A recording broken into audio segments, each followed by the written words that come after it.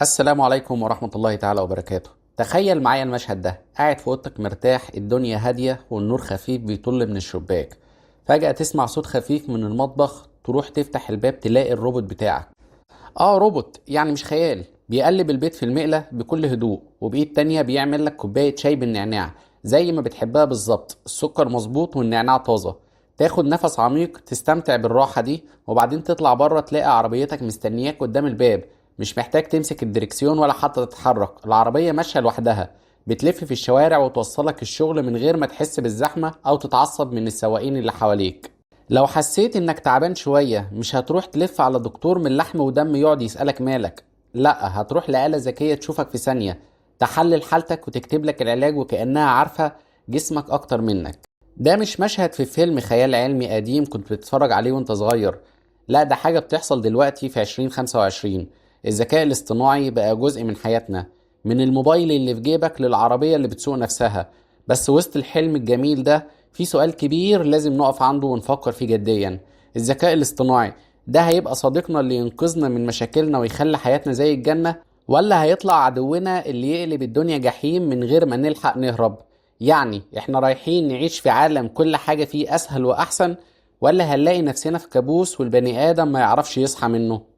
في الفيديو ده خلينا نفهم مع بعض من أول ما الذكاء الاصطناعي ظهر كفكرة في دماغ العلماء لحد اللحظة اللي احنا فيها دلوقتي. هنكتشف معاك ازاي هو بيساعدنا في حياتنا اليومية، وازاي ممكن يبقى خطر علينا لو خرج عن السيطرة. وفي الآخر هنسيب الكرة في ملعبك عشان انت اللي تقرر الذكاء الاصطناعي هينفع البشرية ولا هيدمرها. الذكاء الاصطناعي كمنقذ، البطل اللي بيخلص العالم. تخيل كده ان انت قاعد في بيتك وفجأة تسمع خبر في الراديو عن واحد كان بيموت من مرض خطير، بس الدكاترة استخدموا الذكاء الاصطناعي وانقذوه في اللحظة الأخيرة. او تخيل مزارع في قرية بعيدة كان محصوله بيضيع كل سنة بسبب الآفات، لحد ما جه الذكاء الاصطناعي وقال له اعمل كده وكده، ودلوقتي بيطلع أكل يكفي القرية كلها. الذكاء الاصطناعي مش مجرد كلمة حلوة بنسمعها في الأفلام، ده بقى بطل خارق في حياتنا اليومية، وبيشتغل في كل حتة حوالينا، المستشفيات، المدارس، الحقول، وحتى الشوارع. يلا ندخل في التفاصيل ونشوف ازاي هو بقى المنقذ اللي بنحلم بيه. في الطب، انقاذ الارواح بضغطة زرار. تخيل واحدة ست كان عندها سرطان في الكبد، والدكاترة قالوا لها مفيش امل، المرض انتشر قوي. كانت قاعدة في البيت بتحضر نفسها للنهاية، عيالها حواليها وعينيها مليانة دموع. بس فجأة جه نظام ذكاء اصطناعي حلل بياناتها بسرعة البرق، واكتشف علاج جديد ما كانش حد فكر فيه قبل كده. الست دي خدت العلاج، وبعد كام شهر المرض اختفى، ودلوقتي بتروح السوق تشتري الحاجة وبتطبخ لعيالها زي الأول. القصة دي مش من وحي الخيال، دي حصلت بجد، وبتثبت إن الذكاء الاصطناعي بيقدر يشخص الأمراض زي السرطان أسرع من أي دكتور وبدقة تخليك تندهش. مش بس كده، في روبوتات دلوقتي بتعمل عمليات جراحية بتدخل جسمك بشق صغير وتطلع الورم أو تصلح العضو اللي متضرر بدقة متناهية. تخيل واحد كان عنده ورم في المخ والدكاترة قالوا العملية دي صعب قوي، ممكن ما يعيش بعدها. كان الخوف مالي عينيه واهله بيترجوا اي امل. جه روبوت ذكي عمل العملية في ساعتين، والراجل دلوقتي بيحكي قصته بنفسه وبيعيش حياته طبيعي. ده مش مجرد تقدم، دي معجزة بتتحقق كل يوم بفضل الذكاء الاصطناعي. في البيئة، حارس الكوكب. ولو بصينا على الكوكب بتاعنا، الذكاء الاصطناعي يبقى زي الحارس اللي بيحميه من التدمير. تخيل مدينة كبيرة مليانة تلوث، الهواء فيها تقيل والناس بتكح من الدخان. جه الذكاء الاصطناعي حلل البيانات للطقس والانبعاثات وقال للحكومة لو عملتوا كده هتقللوا الكربون بنسبة 30% في السنة.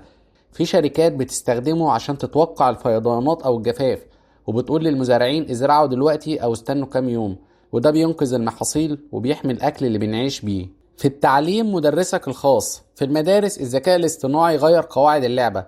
تخيل ابنك قاعد في البيت بيحل واجب الرياضيات ومش فاهم حاجة، وبدل ما يعيط أو يستسلم يفتح برنامج ذكي بيشرح له الدرس خطوة بخطوة على حسب مستواه. لو هو متفوق، البرنامج بيديله أسئلة أصعب، ولو متأخر شوية بيبسط له المعلومة لحد ما يفهم. التعليم بقى زي لعبة ممتعة، مش مجرد حشو معلومات زي زمان. وفي روبوتات صغيرة بتساعد المدرسين في الفصول، بتشرح للطلبة وبتجاوب على أسئلتهم لو المدرس مشغول، وكأن كل طالب ليه مدرس خاص بيهتم بيه. في الزراعة، ولو رحنا للحقول، الذكاء الاصطناعي بقى الصديق الوفي للمزارع. تخيل مزارع كان بيخسر نص محصوله كل سنة بسبب الدود أو الجو الوحش، كان بيروح البيت كل يوم مخنوق بيفكر ازاي هيصرف على عياله. جه الذكاء الاصطناعي قال له ازرع في اليوم ده ورش المبيد في الوقت ده، وبعدها بقى بيطلع ضعف الانتاج بمجهود اقل. في طيارات بدون طيار بترش المحاصيل بدقة من غير ما تضيع نقطة، وده بيوفر الفلوس ويخلي الاكل يكفي الكل. في الكوارث، ولو حصلت كارثة زي زلزال او فيضان، الذكاء الاصطناعي بيلبس لبس السوبرمان وينزل ينقذ. تخيل زلزال ضرب مدينة، البيوت وقعت والناس محصورة تحت الأنقاض. في أنظمة ذكية بتحلل صور الأقمار الصناعية في ثواني، وبتقول لفرق الإنقاذ روحوا هناك، في ناس عايشة في المكان ده. في زلزال حصل في آسيا، الذكاء الاصطناعي حدد أماكن الناس المحصورين، وفرق الإنقاذ أنقذت عشرات الأرواح في وقت قياسي. من غير التكنولوجيا دي كان ممكن الوقت يفوت والأمل يضيع.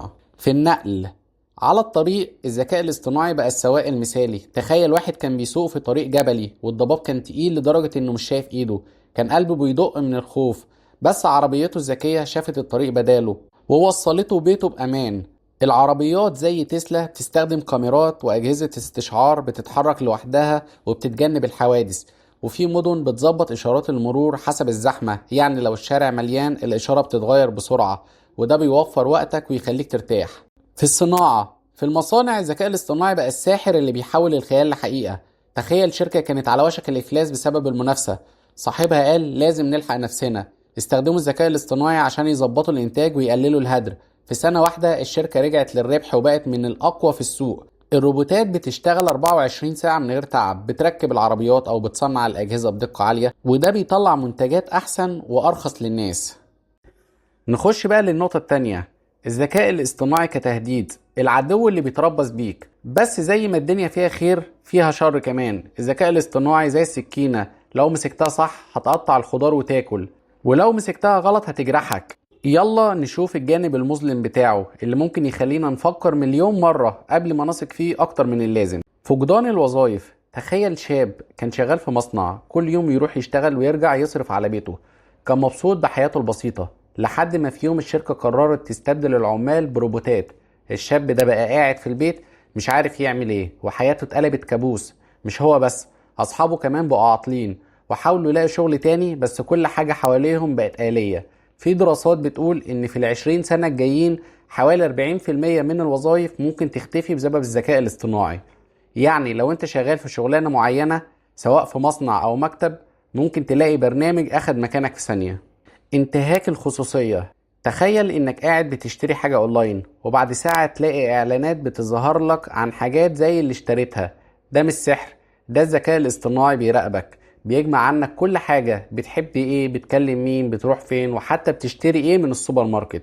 الشركات بتعرف كل ده عشان تبيع لك، بس لو البيانات دي اتباعت او اتسربت ممكن حياتك تتحول لفيلم رعب. ولو الحكومات استخدمت التكنولوجيا دي عشان تراقبك اكتر، حريتك هتختفي من غير ما تحس. الأسلحة الذكية. حرب بدون قلب. تخيل طيارة بدون طيار بتقرر لوحدها تضرب مكان معين، وبسبب غلطة في البرمجة تضرب مدرسة مليانة عيال بدل الهدف. في دول بتطور روبوتات قاتلة بتقدر تقتل من غير ما إنسان يضغط على الزرار. الآلة ما عندهاش ضمير وممكن تدمر كل حاجة لو خرجت عن السيطرة. الحرب لو حصلت بأسلحة زي دي هتبقى أكتر وحشية من أي حاجة شفناها قبل كده. طيب دلوقتي عرفنا ان الذكاء الاصطناعي زي النار، لو استخدمناها صح هتدفينا، ولو استخدمناها غلط هتحرقنا. السؤال بقى ازاي نتحكم فيه ونستفيد منه من غير ما ندمر نفسنا؟ اول حاجة ان احنا نعمل قوانين تحمينا. لازم نعمل قوانين صارمة، زي ما بنحط قواعد للسواقة عشان نحمي الناس لازم نحط حدود للذكاء الاصطناعي. مثلا ممنوع يستخدم في حاجات تؤذي البشر او تهدد امنهم. في دول زي الاتحاد الاوروبي بدأت تعمل كده، ودي خطوة كويسة جدا. تاني حاجة الشفافية والمسؤولية. لازم نعرف الذكاء الاصطناعي بيعمل ايه. لو برنامج اخد قرار لازم نفهم ازاي وصل ليه، ولو حصل غلط مين اللي هيتحاسب، الشركة اللي عملت البرنامج ولا اللي استخدمه. الشفافية دي هتخلينا نحس اننا لسه مسيطرين. تالت حاجة اللي بيطوروا الذكاء الاصطناعي لازم يكون عندهم ضمير. تخيل شركة في اليابان عملت روبوت صغير بيساعد الناس الكبار في السن، بيفتكر المواعيد الدواء ليهم وبيرقص معاهم عشان يخليهم يتحركوا. الناس حبته، وده مثال حلو ازاي الذكاء الاصطناعي ممكن يكون صديق. في النهاية الذكاء الاصطناعي مش مجرد أداة، ده مرآة بتعكس اللي احنا عايزين نعمله. لو استخدمناه بحب وذكاء هيخلي حياتنا جنة، ولو استخدمناه بطمع أو خوف هيدمرنا. السؤال ليك، هتختار تشوف ايه في المرآة ديت؟ لو عجبك الفيديو ما تنساش تعمل لايك وتشترك في القناة، ولو عندك اي تعليق اكتبه في الكومنتات وانا هرد عليك ان شاء الله.